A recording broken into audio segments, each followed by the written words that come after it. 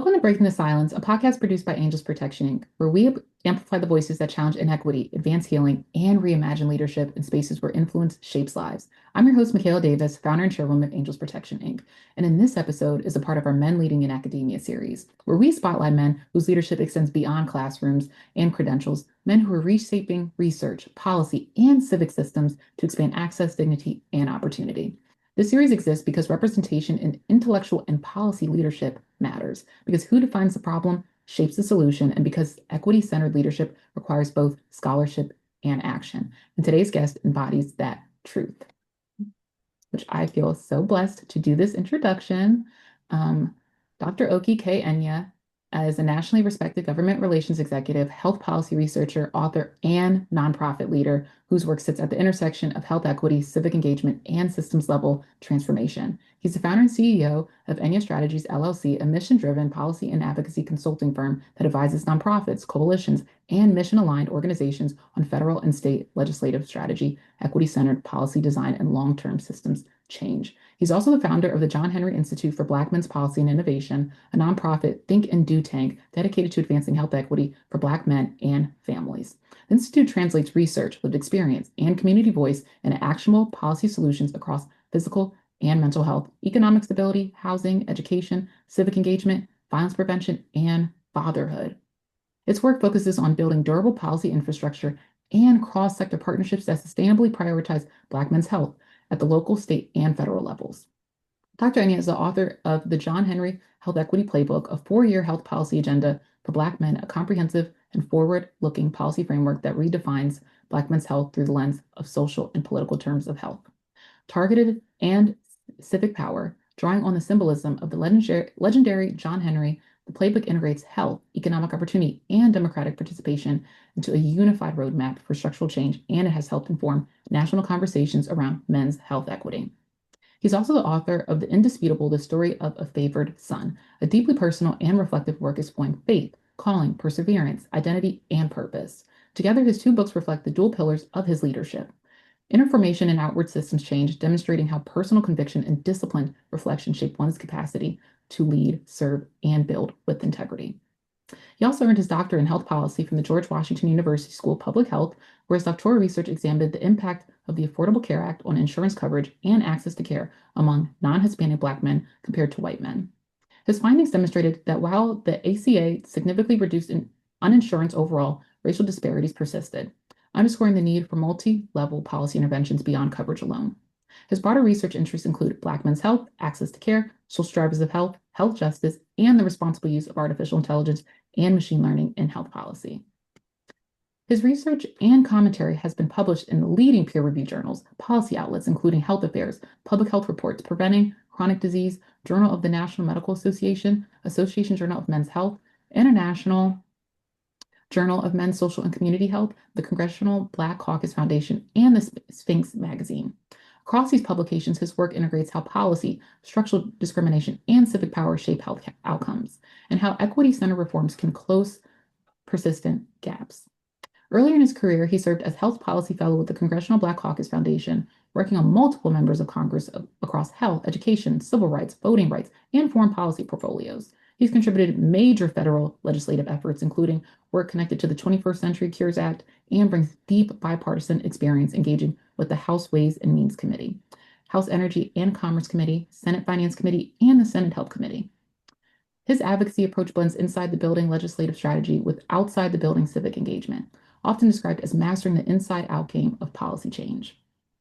He's also deeply engaged in civic and community leadership. He serves in national leadership roles focused on men's health and civic engagement, including with Million Man Vote and the American Public Health Association's Men's Health Caucus. He's also a lifelong member of Alpha Phi Alpha Fraternity Incorporated, Mu Lambda chapter, where he has served at the chapter's district, regional, and national levels, including current service as Deputy Surgeon General under the Fraternity Surgeon General's Initiative.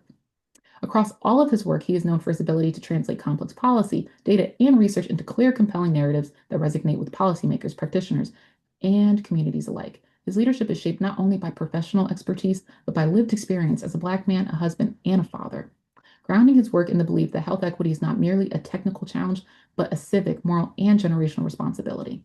At the core of his work, it's simple but a powerful truth. Health outcomes do not start at hospitals, they start in policy decisions, budgets, and ballot boxes.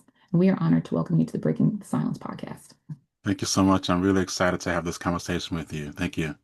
No, thank you so much. And I just kind of wanted to start off like what first drew you to health policy and when did you realize that improving health required engaging political and civic systems? Yeah, so originally I was looking forward to becoming a medical doctor, actually. And so, yeah, and that was born out of my exposure to my mom, who was at the time studying to be a nurse when I was, 7 or 8 years old. And so I remember ruffling through her thick textbooks and really getting fascinated about the images and just what science meant, but also just being raised in a service-oriented home with the values that were instilled in me in terms of giving back. And that laid the foundation for my interest in going into the science field. And, because I was exposed to family who were medical doctors and professors, engineers, lawyers, etc.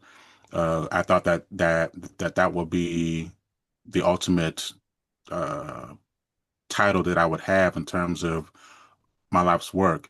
What ultimately ended up happening was that as I grew, and matured and went through high school, college, uh, and as I was thinking about med school, I took the medical college admissions test 4 times over the better part of a decade before finally getting into med school. But even while I was getting into med school, I knew that the vision was bigger than seeing patients as a physician. I also had interest in going into public health. And so while I got into med school and uh, I began to see patients, because of my experience in terms of the ways in which black and brown patients were being treated, that in a in very disparate ways compared to white patients, that really lit the fire under me to explore what was happening and why. And as I navigated that space, and I actually ended up uh, transitioning from med school and getting my master's in public health, and then trying to figure out, okay, well, what's next? So um, it became a question of equity for me. How can I help to shape policy? How can I help to disrupt, dismantle, or transform systems of oppression as a conscious Black male? And so I began to explore what a terminal degree would look like. So while at the beginning it was to get an MD, what ended up happening was that I took the GRE 4 times, which was a test to get into graduate school. And then as I transitioned out of med school into my graduate program, I got my MPH, and then I moved from Chicago in 2014 to Maryland for work and school. And it was in that particular period of time where I said, okay, I still have this thing for getting a terminal degree. Like I need to uh, uh, get the credentials and the training to be able to effect change at the highest possible levels. And so I applied to doctoral programs over the course of 2 or 3 years, about 3 times before finally getting into the one program that I got into um, in 2018. And as I matriculated through my program, it was a program that was focused on health policy. So my doctorate is in health policy. And so what I found was that because of my lived experience up until that point, I was still able to literally leverage all of my experiences in terms of seeing patients, in terms of public health and living and being in a workforce into my doctoral training, where I was able to find language and context and agency and voice in articulating the unique assets and challenges that Black men face in terms of their health and well-being.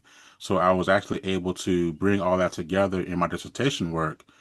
So we're now, because I'm now based in DC and I'm a former House and Senate staffer on the Hill, I've done lobbying, I work in government politics. And so now with all of that lived experience and training, I'm able to move and navigate in different systems and settings with all of that, where I'm able to bring to bear to speak on behalf of not just Black men, uh, but those who are historically marginalized and oppressed. So and which all of that bring kind of brought me to my books, and my second book, the John Henry Health Equity Playbook, which is the first of its kind to actually articulate and put pen to paper in terms of here is uh, both a theoretically grounded and a practical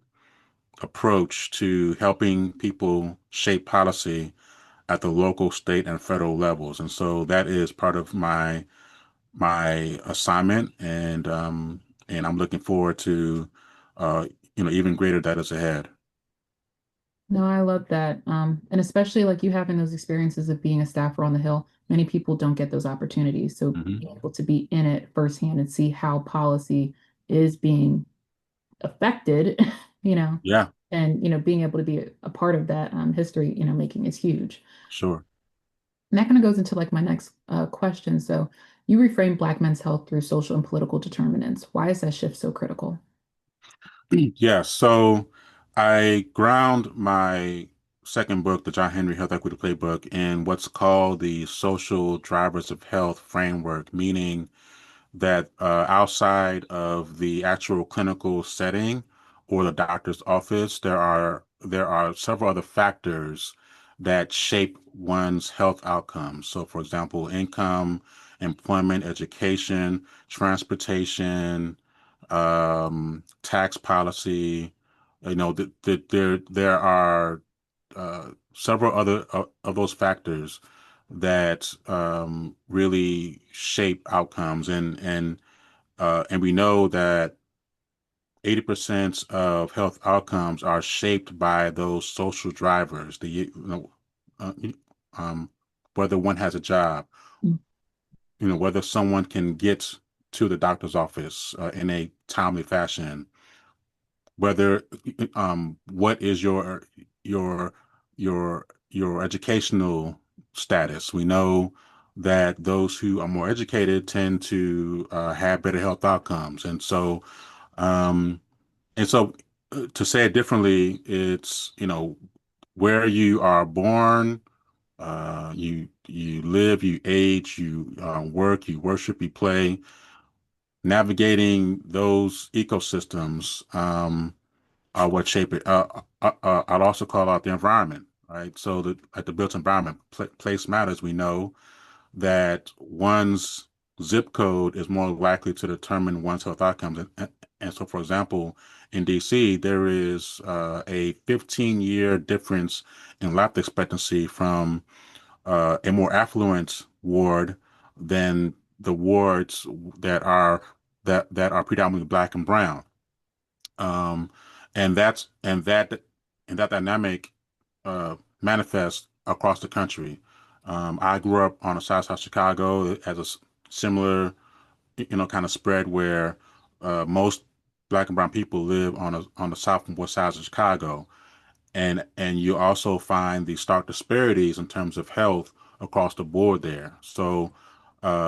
And so it's I was very intentional about using a social drivers of health framework because I can also map that data, that framing to other ecosystems. I can look at, again, like tax policy, or I can look at housing. Actually, that's a critical determinant or of health. We know that people who don't have stable housing or who don't have access to nutritious food, those things also impact one's health.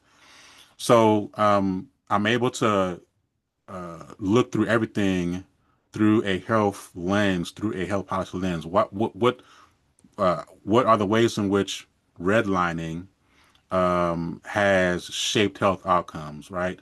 And so I'm able to be very strategic in my approach to using that framework and bringing voice, language, data, uh, both both quantitative data and qualitative data, meaning like hard numbers, like surveys, those things, but also the power of storytelling and narrative and lived experience. How can I bring those those two ecosystems to bear in what's framed as a mixed methods approach to helping to convey data to make your point about as we are drafting policy, uh, we know what works, we know what doesn't work. Are the institutions trustworthy, and are they listening to the lived experiences of people who have not had access to the table? Because I say all the time that if you're not at the table, you are on the menu. Mm. And I'll go further to say that when you are able to help to build the table, you are able to decide what gets served. And so for someone like me as a scholar activist, as a policymaker, as someone who grew up in very challenging environments and have seen this firsthand, I'm blessed to be able to translate the pain that's happening on the ground into narrative and context and language that can help uh, to to educate and to raise awareness with key stakeholders, with with elected officials who are in positions to allocate funding, to provide grant funding, to write narrative, terms, words into laws that hopefully can help the broader communities. No, I love that. And especially, touching on that it's important to create your own table. Hmm. If you're not able to get into certain spaces that you see a gap, once you're creating your own table, people want to be a part of that. And then that could bridge Absolutely. the gap to you getting into those spaces that you were trying to get into originally. Right. Because they're like, oh, wait, you're creating this whole thing over here. I Yes. want to be a part of that. But, I think you'll be good over here now. Yes. Yes. So Yeah. sometimes Yeah. it's like showing people that, you can build something out. Um, Absolutely. and I also wanted to kind of touch on too. So, what lessons should emerging scholars learn about navigating power structures? That your so despite what the society will tell you, despite what the false narrative is, despite the misinformation and disinformation that is inherent in our society, that you actually do have power, like you do have a voice. And as someone who had to learn how to advocate for himself, as someone who, I am a person who stutters, and so I had to figure out how to like what is my voice, how do I advocate, how do I show up in spaces with agency and being equipped with language and data to advocate for myself. And it's in that lived experience of being someone who grew up grappling with language and speech that actually it has become a superpower for me now, because now I am in key positions where you know typically I'll be one of a few conscious black men in a room, but because I've had to learn how to speak differently and in a more challenging way, that actually has become a strength in a lot of ways where I feel the pain, and I'm more empathetic to people who, again, who historically don't have access to tables to be able to advocate for themselves.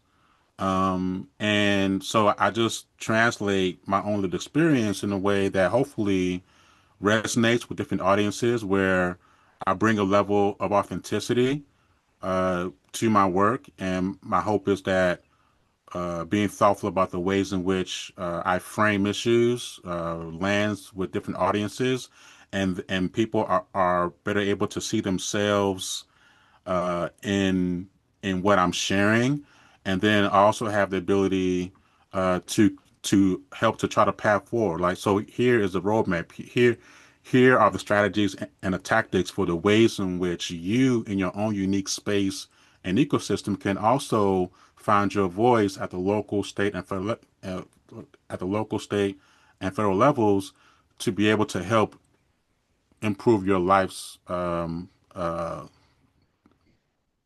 space, or your life station. So, and I've been someone who my colleagues and folks, they can see that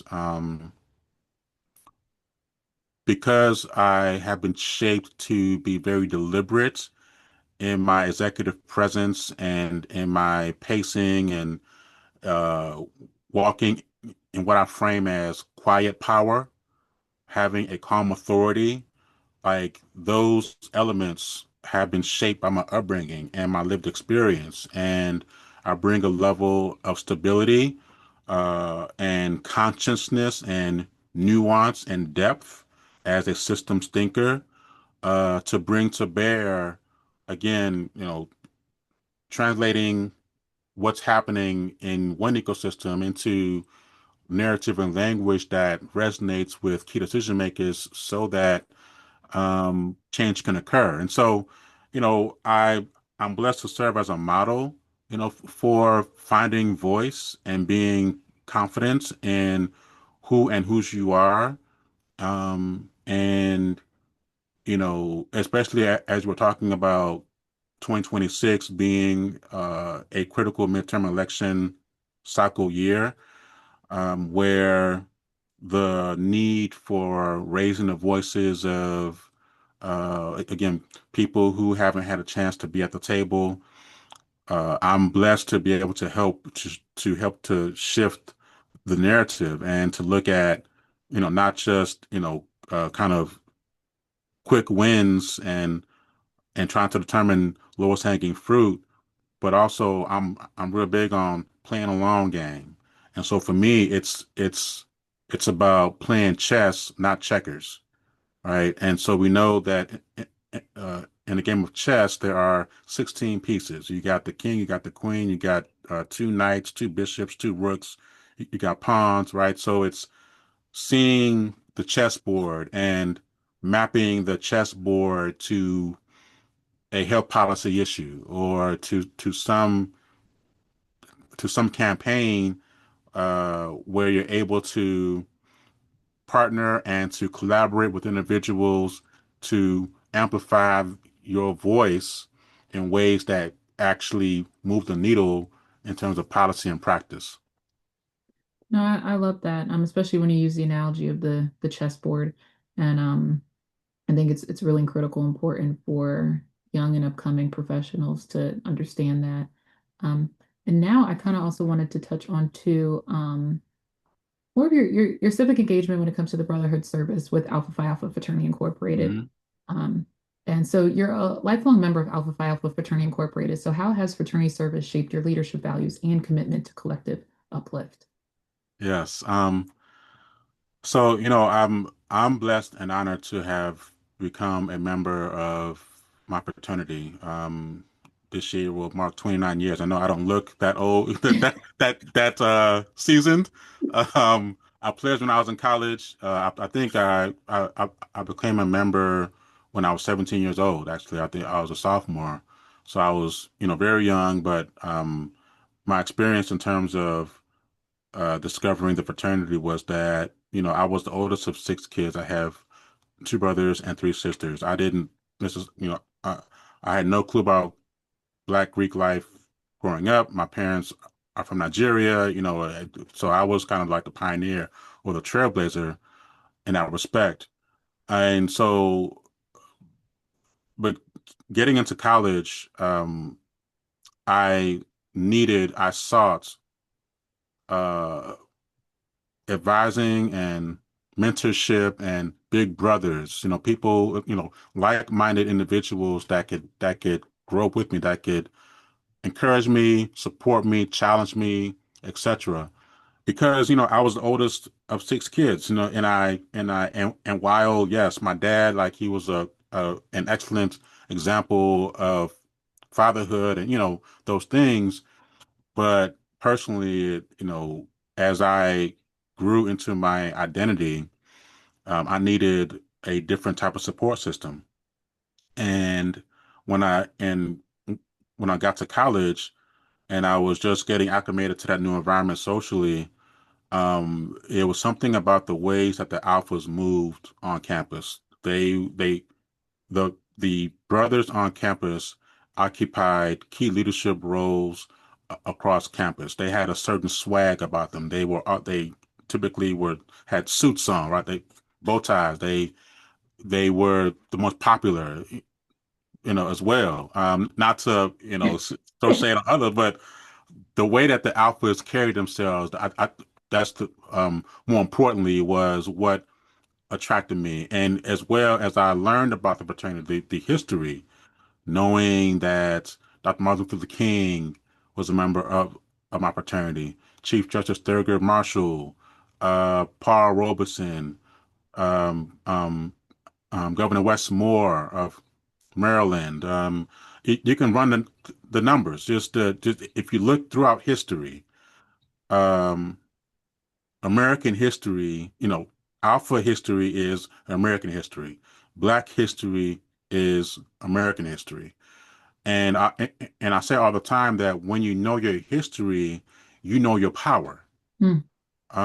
And so it is being involved with the fraternity, and then being, as the president of the chapters, because I've been a member of several chapters over the course of my 28 years.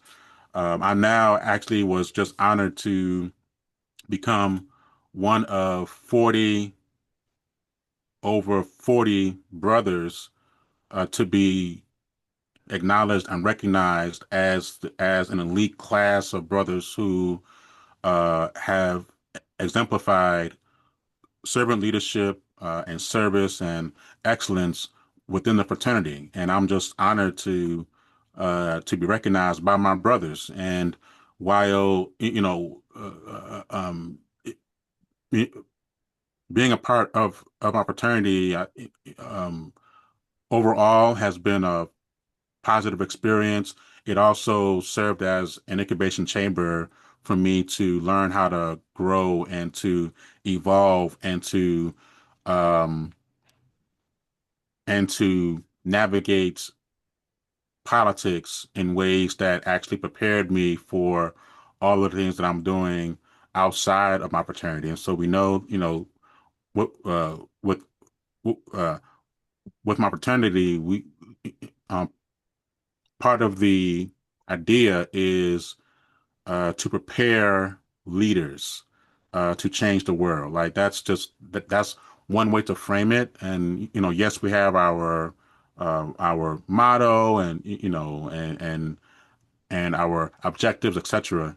Um, but it is all the things, all of the things that I learned as a member and continue to learn as a member have literally I've been able to translate all of those lessons of being challenged and being subject um, to scrutiny, but it, as well as being able to have brothers to help me find employment or to pay my rent or to be there when I lost a loved one or so it's all of those things. And this is part of how I am giving back. It is, and that's also part of the reason why I focused and I was very intentional about centering Black men in my work is because of what I have garnered and received from uh, from my membership. It's now how can I pay it forward? What are the various ways in which I can pay all of this forward because of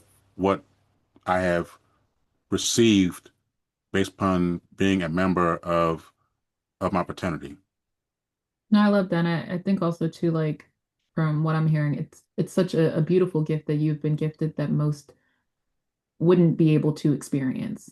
Yes, So it's a blessing. And I also kind of wanted to touch on too. So, what does your service look like at the national level within Alpha Phi Alpha Fraternity Incorporated, particularly through the Surgeon General Initiative? sure. So I have been serving as one of five deputy surgeon generals for what's called the Surgeon General's Initiative, which basically is the health and wellness arm of the fraternity. And I serve as the chair of the Healthcare Disparities subcommittee that sits under the SGI. And in that context, so I hold monthly meetings with my subcommittee. We look to put together webinars on different health topics. We partner uh, with other organizations to support work that aligns with our values. We love to educate. We love to partner. We love to serve and give back. And that manifests differently. That looks differently. So part of it is how do we meet people where they are and bring a level of supports, of caliber, um, of resources that can help people within our communities. And so I've been blessed to, again, that's just one hat that I wear at the local level. Uh, I'm a member of the Mu Lambda chapter that is seated here in Washington, D.C. I serve on two committees. One is the Public Policy Committee. Again, kind of given my background experience, I serve as a moderator for panels that we put on. Um, you know, I also serve on what's called our Voteless People is a Hopeless People Committee, which is a micro template of our broader national program that is also called a voteless people is a hopeless people, which was established in the 1930s. Um, so that's where I'm able to really lean into my civic engagements, interests, and passions, and so part of it as well is opening up the aperture in terms of what civic engagement means, because when you use that phrase, what does that mean? Mm. It means different things to different people, and uh, it for me or us within our fraternity, it's not just voting, right? It's being intentional about attending town halls or forums or calling your local council member, your state legislator, your uh, your member of Congress, and it is convening stakeholders. It is partnering with other institutions and organizations that are doing similar work. So that and beyond. So it's that is the broader tapestry of civic engagement, and it's not and for us, or kind of part of what I'm trying to do is to normalize civic engagement outside of election cycles. So it's not just about every 2 years or every 4 years where we are talking about civic engagement, but it's more or less how do we embed, how do we normalize engaging with key decision makers to build relationships, which is so key. Again, playing a long game. Um, and so that as things evolve, as events happen, you or your organization isn't. isn't a stranger. Um, People know who you are and the value that you bring.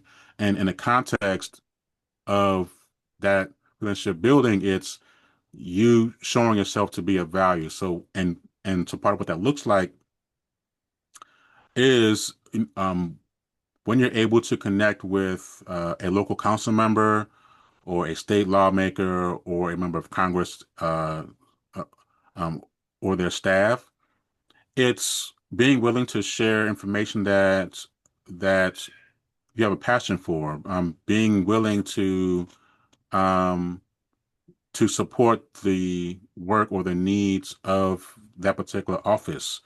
And over the course of time, you'll find that there's a level of trust there.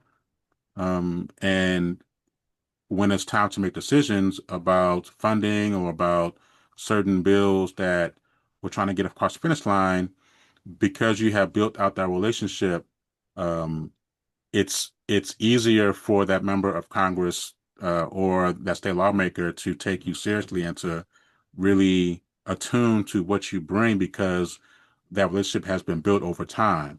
And so that is part of what I try to do. And one reason why in my second book, the John Henry Health Equity Playbook, I frame it as a 4-year health policy agenda for Black men because again, I'm playing chess, not checkers.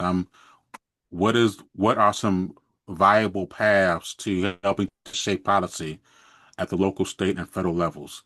So my book, it's a brain dump of my lived experiences coupled with research that provides language and context and a roadmap of sorts for anyone who wants to figure out their lane or lanes in the political ecosystem.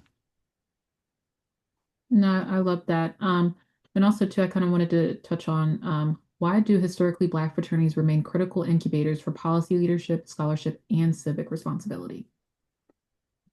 Because the Black Greek letter organizations were born out of um, environments that were hostile, where we were excluded. So we needed to be able to create safe or brave spaces for us to be able to not just survive but thrive. And so you'll find that with the BGLOs, um, you know, part of the reason why they were founded was for social action, for advocacy, for service, for safe or brave spaces to help historically marginalized populations and and our communities. And because of that foundation, because that groundwork was laid, it attracted people uh, and and continues to attract people who have similar values, similar mission, vision. So while in the context of the Divine Nine, we all have different colors.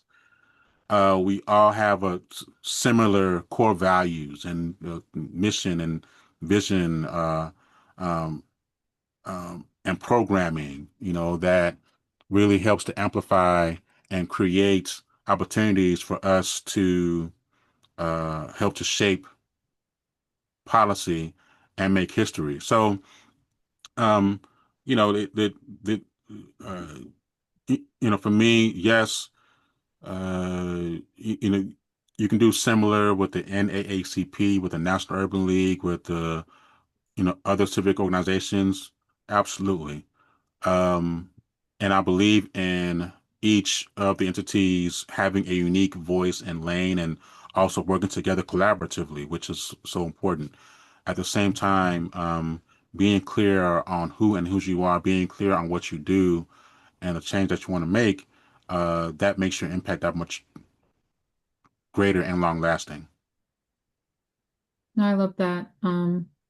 Especially touching on how all of the sororities and fraternities, they all work together collaboratively Hmm. with other outside organizations to make sure that you're making that full community impact together. And also, too, I kind of wanted to touch on fatherhood legacy and the future. So, how has fatherhood influenced how you think about generational health equity and policy decisions? Yeah, great question. So, you know, as any parent knows, once you become a parent, your life changes in every aspect. You begin to look at life through the lens of it not being about you anymore. Now it's about legacy and generational impact and building generational wealth and your goal of, at least my goal of making or leaving a place better than how I found it in some way, shape, or form. So for me, my son is two. His name is Ikenna, and my wife, I got married in 2021. And, in fact, uh, my son arrived 6 weeks after I defended my dissertation. So from a life change perspective in terms of purpose and timing and roles and growth and transition, all of those things, to become both a doctor and a daddy within a span of weeks, incurred a lot of transition, a lot of change. But I was thankful to have the support of my church family, my fraternity brothers, my my blood family, my therapist. So having all of those elements in place helps to help me to be able to transition into fatherhood in a way uh, that was as helpful as was possible for my wife and my son. I'll also note that during the prenatal period, in the months kind of leading up to when my son was born, I was very intentional about building out a fatherhood dream team. And that fatherhood dream team were brothers who were fathers of different ages with kids at different ages and just who I respected and I trusted to so that as I was kind of transitioning, as I was getting into what this meant,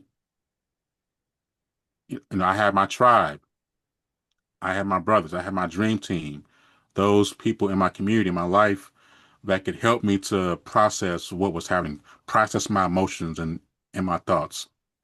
Um, and so, yes, now with the son, it all of my work takes on a whole different tenor.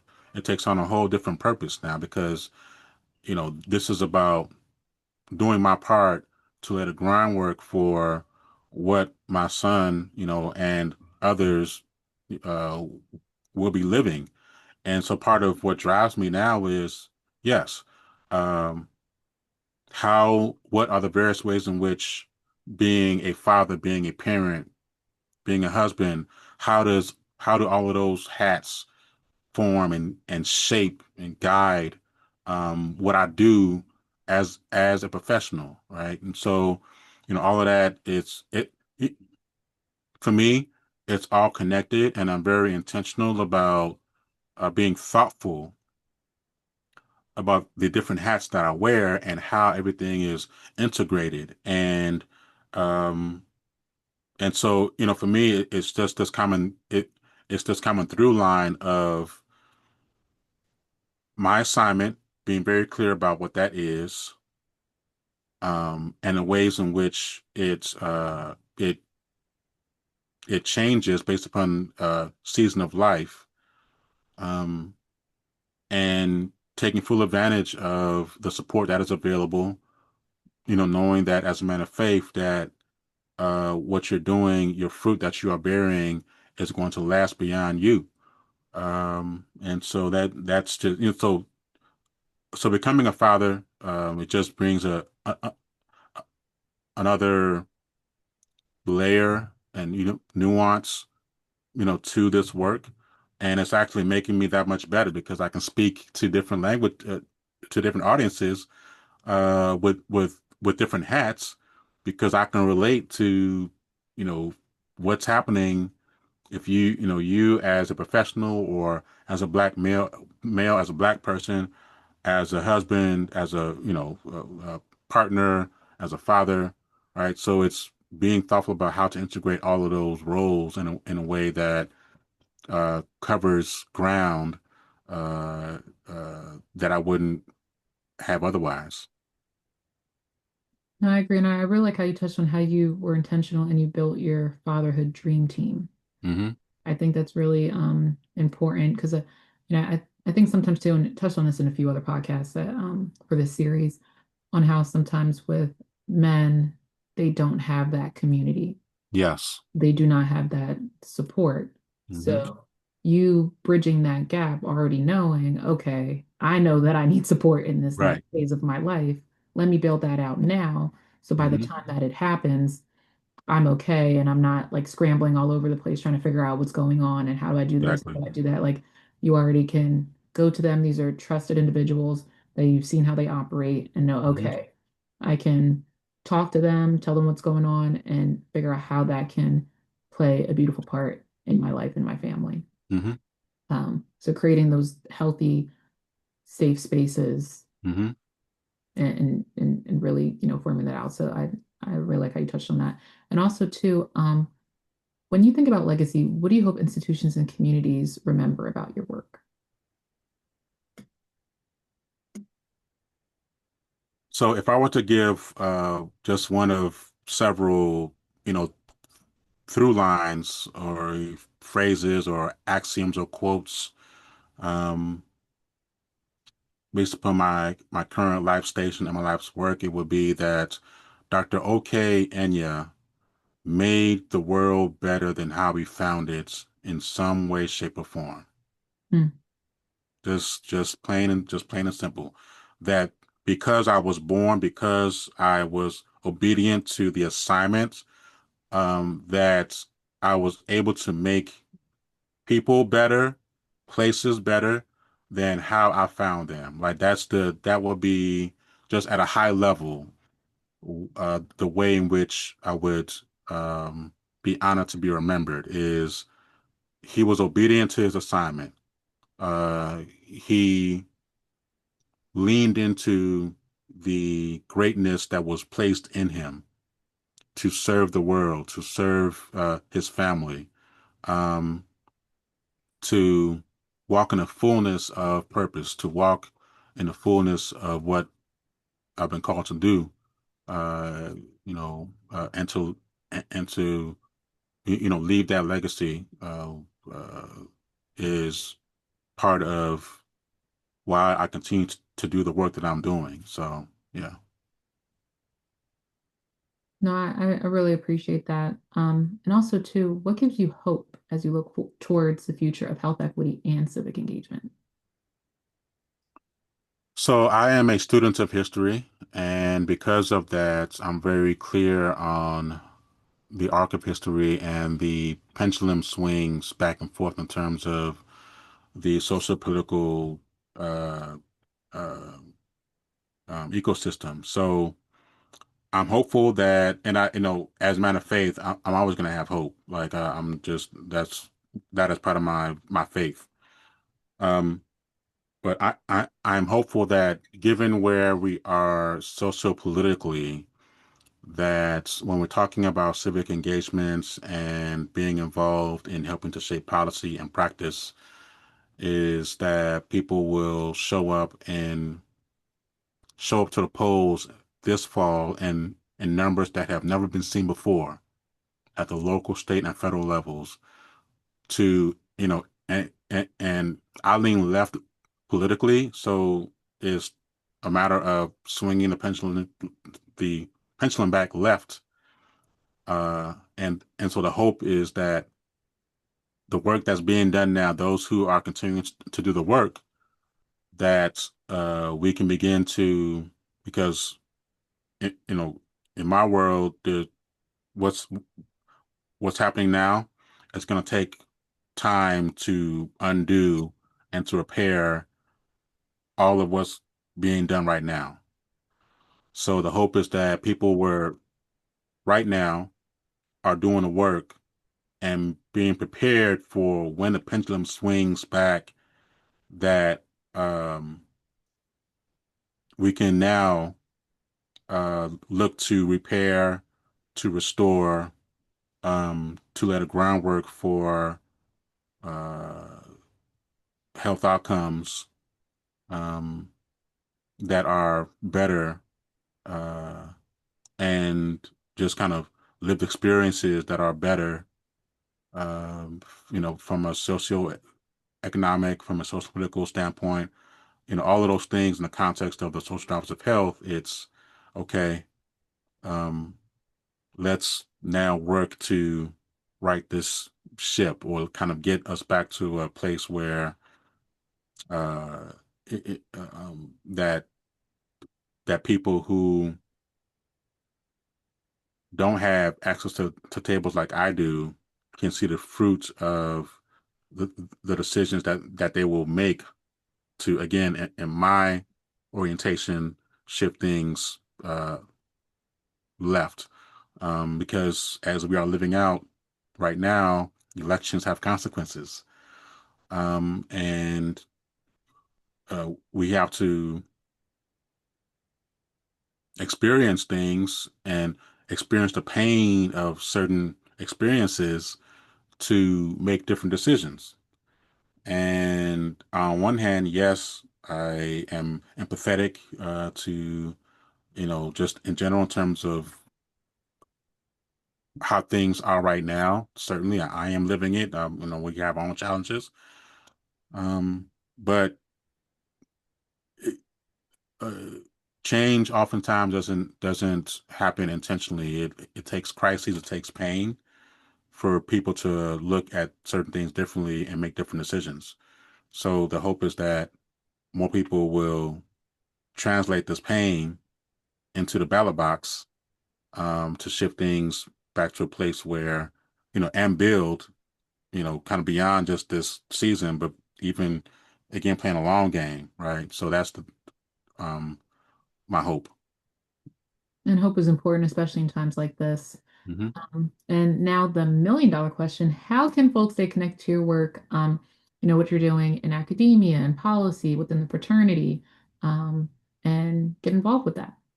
Yeah, so you can find me on all socials, for my website, enyiastrategies.com. That's ENYIA strategies.com. You can find me on LinkedIn, Facebook, IG, at Enyia Strategies, TikTok, YouTube, and there might be a few others. But so if you Google me, you'll find me. My books are on Amazon. I'm happy to um, mail out personal signed copies of my book. In fact, as a as a plug and as a flag, I'm looking to translate my John Henry book into an audiobook this year, hopefully, so folks can get access to it that way. I'm on a book tour right now. Just as I mentioned before, we got on this podcast. I just came back in from out of town from doing a book event, at a conference. I was on a panel, you know, to to to talk about my book, my experiences, etc. So yes, any strategies, you can Google me. I'm all over. I have a blog as well, so happy to be helpful. Yes, and guys, he is all over and he's doing the work. So I just also wanted to say thank you so much for your scholarship, your advocacy, and your unwavering commitment to reshaping the systems that determine who gets to live healthy, dignified lives. Your work reminds us that equity, it's not accidental. It's designed through policy, protected through participation, and sustained through leadership rooted in service. And to our listeners, if today's conversation resonated with you, stay connected with Breaking the Silence podcast and Angels Protection Inc. as we continue elevating voices that transform academic policy and civic systems from the inside out. And remember, silence protects systems, not people. So let's keep breaking it together. And like, comment, and subscribe, guys. Take care. Bye.